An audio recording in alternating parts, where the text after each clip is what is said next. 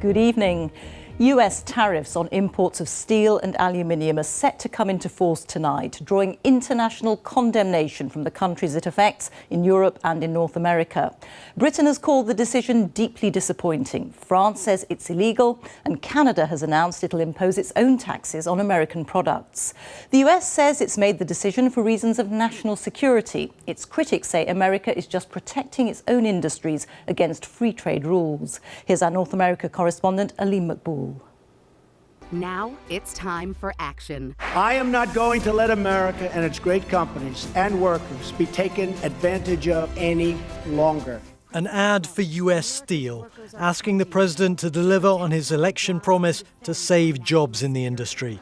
But to many, the way he's done that looks like the opening salvo in a trade war between Europe and the US that could have far-reaching consequences. From midnight tonight, large tariffs will have to be paid on any steel or aluminium imports coming to the US from the EU. Well, there's overproduction of steel and there's overcapacity throughout the world. And so we have needed to deal with it in a very global manner. You can't just deal with it dealing with one country. Surrounded by steel workers, Donald Trump actually announced the tariffs for most countries in March, but also exemptions for Mexico, Canada and the EU. He's today scrapped those exemptions. The workers who poured their souls into building this great nation were betrayed. But that betrayal is now over. Donald Trump can only do this by claiming it's in the interests of national security, which he's now done, to the dismay of the friends he's now penalizing. Thank you very much, everybody. Thank you. It's very disappointing that the United States has chosen to apply steel and aluminium tariffs to countries across the European Union, allies of the United States, and all in the name of national security. And in the case of the United Kingdom, where we send steel to the United States that is vital for their businesses and the defense industry, it is patently absurd. Let me be clear.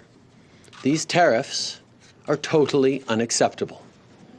For 150 years, Canada has been the United States' most steadfast ally. And Europe is already talking about retaliation. We'll announce in the next coming hours counterbalancing measures. What they can do, we are able to do exactly the same. It's totally unacceptable that a country is imposing unilateral measures when it comes to world trade. So how could Europe hit back? Some all-American industries could be hit, like this US denim factory, with talk of the EU imposing other tariffs on bourbon, motorcycles, and even peanut butter. The truth is, a big reason Donald Trump's introduced these new metal tariffs is to satisfy his supporters. It may not actually have the impact on jobs he says it will, but has risked a dangerous economic escalation with this country's biggest trading partners. Well, at a very micro level, some household goods made of steel or aluminium could become more expensive for the American consumer if there's retaliation from Europe, and some of those items that we talked about in that report, like jeans, could become more expensive in the UK. But of course, at the other end, there are a lot of people who are now worried about much broader economic ramifications. Not something, it appears, that worries Donald Trump, who said in a recent tweet, when a country like the USA is losing many billions of dollars on trade with virtually every other country it does business with, trade wars are good and easy to win. Aleem, thank you. Well, let's speak now to our business editor, Simon Jack, who's in Manchester for us. And Simon, what effect are these tariffs likely to have here?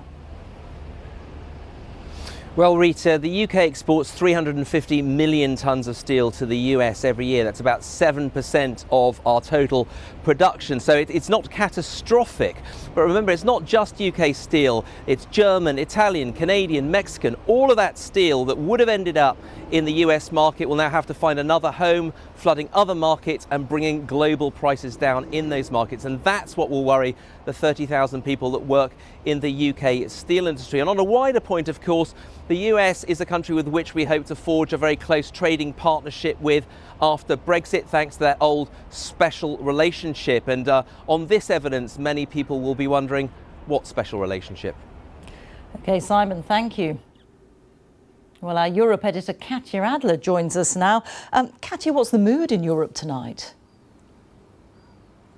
Well, in a word, Rita, defiance. The EU's message to the US today is, you hit us and we'll hit you back. It just took moments after the US announced its tariffs for the EU to come back with a list of duties it could impose on US goods and saying that it would take a case to the WTO. So it says it is absolutely having none of it. From the EU's point of view, it has tried diplomacy. You've had a number of European leaders going to Washington recently, but they've come to the conclusion that Donald Trump is a bully who tries to use threats to get concessions.